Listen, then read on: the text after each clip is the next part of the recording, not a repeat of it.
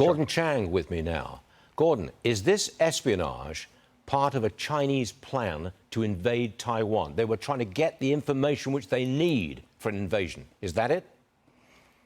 It could be Taiwan, it could be Japan, it could be the Philippines, too.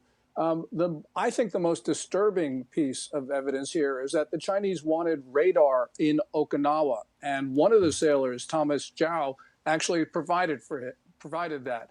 And that really means that they are looking at what they can do in an attack on Japan or Taiwan, because an attack on Taiwan will inevitably result in an attack on Okinawa as well. Can we now change some of our defenses or some of our Navy ships or equipment to take account of what the Chinese now know? There will be some changes, I'm sure, but it's pretty difficult because you're talking about a Navy, for instance, that moves extremely slowly, even in the best of times.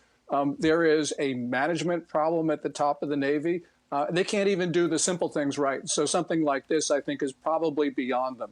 One thing that I find troubling is, and very worrying, that something like this could lead to discrimination against Asians, especially those of Chinese descent in the United States. This kind of news is very divisive, isn't it? It is divisive, but we need to have a national conversation about the loyalty of Chinese Americans. Yes. And it's a conversation that Chinese Americans don't want, and it's a conversation that the Communist Party certainly doesn't want, because the Communist Party targets Chinese Americans, and the effort is not only comprehensive, it is extremely coercive.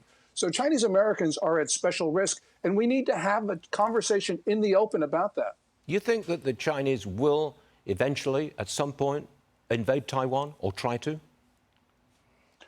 Or some other target, or there will be an accident, because China is provoking these dangerous intercepts in the global commons, and one of them could easily lead to conflict. So, as Henry Kissinger said, war between China and the United States is, quote unquote, probable. He said that in early June, and as we have seen, we are heading closer and closer to war even since then, especially with some of these disturbing signs in China itself, including the purge of the rocket force senior officers, which was announced this week. Yes. What's that all about? Any idea, Gordon? You've got 30 seconds.